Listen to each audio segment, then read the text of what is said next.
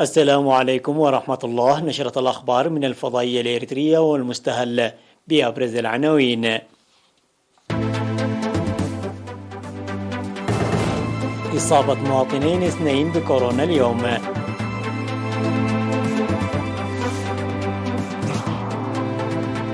جهود لرفع الإنتاج الزراعي في الإقليم الأوسط. فرع جبهة الشعبية للديمقراطية والعدالة في السويد يعقد مؤتمره. أوكرانيا تعلن دخول القوات الروسية أراضية من عدة اتجاهات ومقتل العشرات. ضربات جوية إسرائيلية على محيط دمشق تؤدي لمقتل 3 جنود سوريين. كولومبيا تستدعي سفيرها بسبب تصريحات نيكاراغوا. من العناوين إلى التفاصيل. إعلان وزارة الصحة. أعلنت وزارة الصحة بأن الفحوصات المخبرية التي جرت اليوم في مراكز الفحص في الإقليم الجنوبي قد أثرت إصابة مواطنين 2 بمرض كورونا، وظهرت الإصابتان في عد قيح وعد خالة. في غضون ذلك شفي 5 مرضى كورونا، 3 من الإقليم الأوسط و2 من الإقليم شمال البحر الأحمر.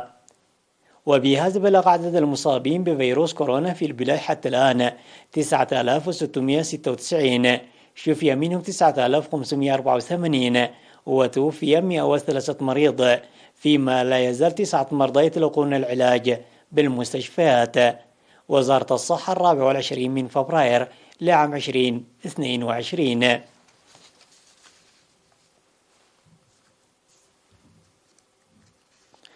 أوضح قسم الزراعة والأراضي في الإقليم الأوسط تنفيذ أنشطة فاعلة العام الماضي لحماية التربة وحفظ المياه بهدف رفع الإنتاج الزراعي. وأوضح مسؤول التنمية المروية في القسم المهندس أبيل واللقابر بناء وصيانة المدرجات في الأراضي الزراعية وبناء الحواجز المائية. وذكر أهمية حماية التربة وحفظ المياه لرفع الإنتاج ومكافحة الطمي وحماية الثروات الطبيعية، داعيا لمواصلة حملة التنمية الخضراء. وأشار إلى وجود الجهود الجارية لبناء خزانات المياه وإدخال التنمية المروية في مناطق الإقليم الأوسط.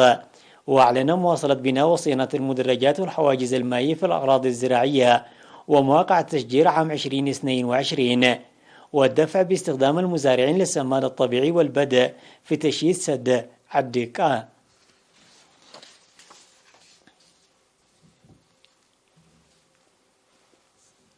عقد فرع جبهة الشعبية للديمقراطية والعدالة في السويد مؤتمره يوم 19 من فبراير في مدينة فيسترويس، وانتخب هيئة إدارية جديدة.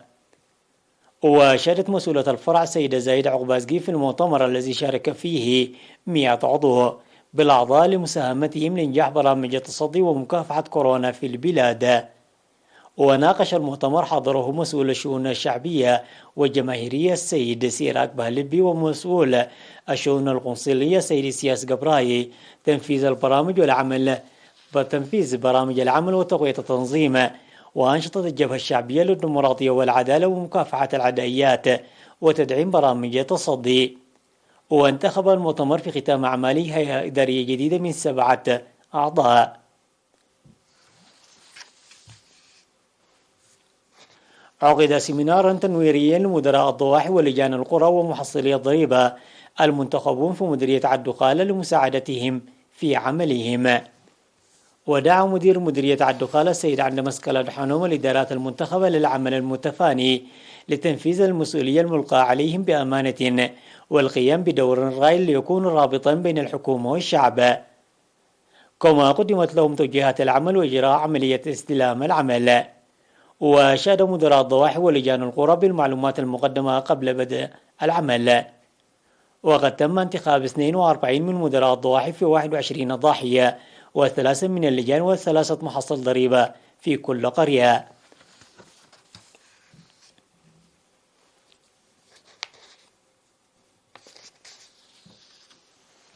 قال مسؤول مركز حمل المال الصحية الممرض الياس يماني أن الطاقة الشمسية المركبة في المركز تساهم في تطوير الخدمات الصحية.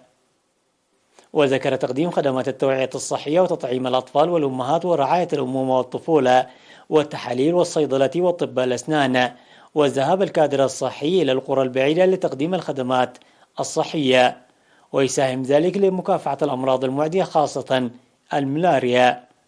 وأوضح ارتفاع بناء المراحيض بنسبة 100% عام 2021، لكن استخدامه لا يتعدى نسبة 97%.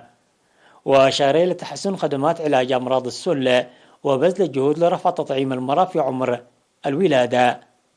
وأوضح وكيل الصحة في القرية سيد إدريس عثمان ومستخدمي المركز الصحي بأن المواطنين يستفيدون جيدا من المؤسسات الصحية.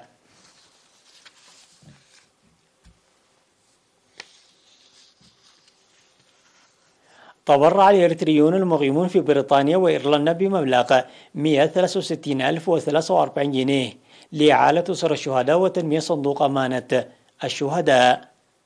وأفادت وزارة العمل والرعاية الاجتماعية أن مبلغ 94,558 قدم لإعالة أسر الشهداء، ومبلغ 68,484 لتنمية صندوق أمانة الشهداء.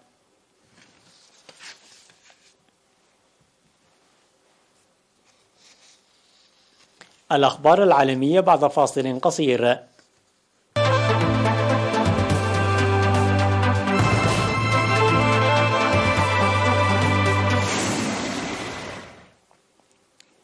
أعلنت أوكرانيا دخول القوات البرية الروسية أراضيها من اتجاهات عدة بعد ساعات، على تصريح بوتين شن عملية عسكرية دفاعا عن الانفصاليين الموالين لبلاده، مشيرة إلى مقتل أكثر من 40 جنديا وحوالي 10 مدنيين في الساعات الأولى للهجوم الروسي. وقالت قوات حرس الحدود الأوكرانية أن الدبابات الروسية ومعدات ثقيلة عبرت الحدود في مناطق شمالية عدة، وكذلك من شبه جزيرة القرم. كما أعلنت القيادة العسكرية الأوكرانية أن القوات الحكومية قتلت حوالي 50 جنديا روسيا خلال صدها هجوما على بلدة شيفاستيا الواقعة على خط المواجهة مع الانفصاليين. وبعد إجراء سلسلة من المكالمات الطارئة مع العديد من القادة من بينهم الرئيس الأمريكي جو بايدن، عقد الزعيم الأوكراني اجتماعا لكبار الضباط العسكريين وفق مكتبه. كما أوضح مسؤولون أوكرانيون بأن روسيا تستهدف بشكل أساسي البنى التحتية العسكرية والمستودعات، وتمكنت من التوغل إلى عمق 5 كيلومترات على طول الحدود الشمالية.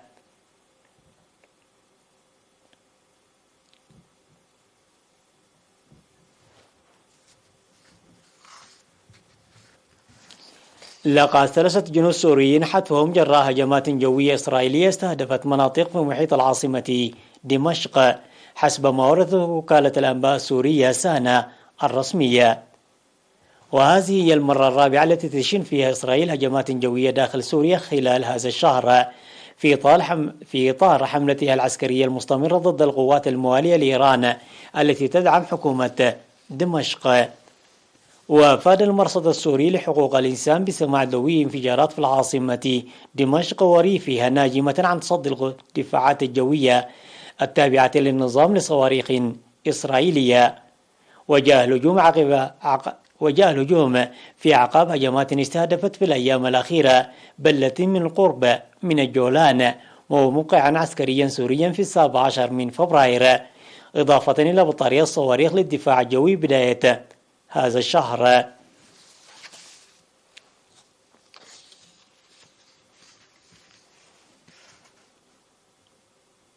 استدعت كولومبيا سفيرها في نيكاراغوا بسبب تصريحات لرئيس الدولة الواقع في أمريكا الوسطى دانييل أورتيغا، والتي أشار فيها إلى كولومبيا على أنها دولة مخدرات حسب ما قالت، وحثت المجتمع الدولي على التدخل. ولا تعترف حكومة كولومبيا بنتيجة انتخابات نيكاراغوا في نوفمبر الماضي، والتي أسفرت عن فوز أورتيغا بولاية رابعة على التوالي.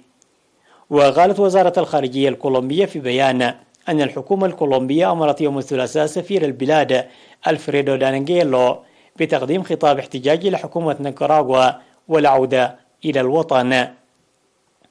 وقالت وزيرة الخارجية الكولومبية ونائبة الرئيس مارتيا لويسيا في رسالة صوتية تمت مشاركتها مع الصحفيين إن تعليقات أورتيغا كانت محاولة لصرف انتباه المجتمع الدولي داعيا إلى تدخل لمنع هذه الدولة الواقعة في أمريكا الوسطى من أن تصبح ديكتاتورية.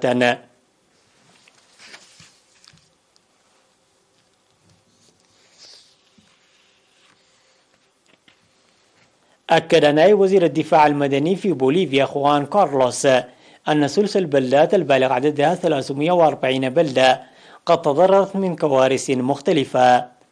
وذكرت حكومة بوليفيا أن 35 شخصا لقوا مصرعهم وفقد 25 شخصا وتأثرت أكثر من 75 ألف أسرة نتيجة الأمطار التي هطلت في البلاد في الأيام الأخيرة، بالإضافة إلى انهيار أرضي أدى إلى مقتل 4 أشخاص. وأشار مسؤول البوليفي لأنه تم إنقاذ 32 طالبا خلال انهيار مدرسة بسبب الفيضانات التي اجتاحت المنطقة. وعرب الرئيس البوليفي لويس أريسا عن أننا لن ندخر أي مورد أو جهد لخدمة الأسر المتضررة من الفيضانات في أنترا رويسا، قائلا أننا نرسل أغذية ونصائح بالإضافة إلى وحدة جديدة للبحث عن المعدات وإنقاذ الأشخاص المفقودين.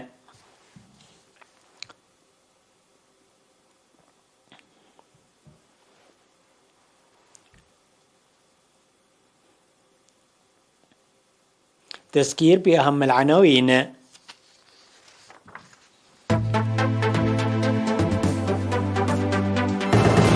إصابة مواطنين 2 بكورونا اليوم.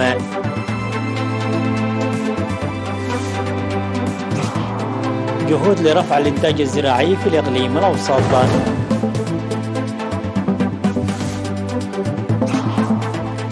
فرع الجبهة الشعبية للديمقراطية والعدالة في السويد يعقد مؤتمره.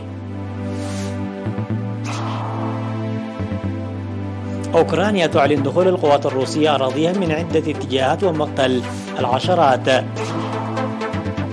ضربات جوية إسرائيلية على محيط دمشق تؤدي لمقتل 3 جنود سوريين. كولومبيا تستدعي سفيرها بسبب تصريحات نيكاراغوا. انتهت النشرة وفي أمان الله.